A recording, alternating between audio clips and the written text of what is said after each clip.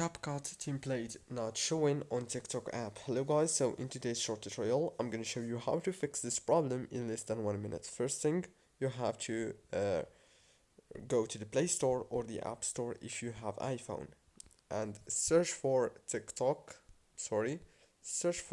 like this, and here you will find this option. It says update. If you found it, this means that you have to update your TikTok into the latest version, because this problem, most of people have this problem because of the latest version of TikTok that they don't have. So you have to update it, and after you update your TikTok, now you have to make sure that you have CapCut on your phone.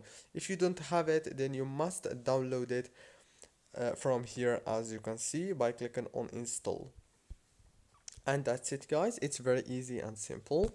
Don't forget to like and subscribe, and thank you so much for watching this tutorial.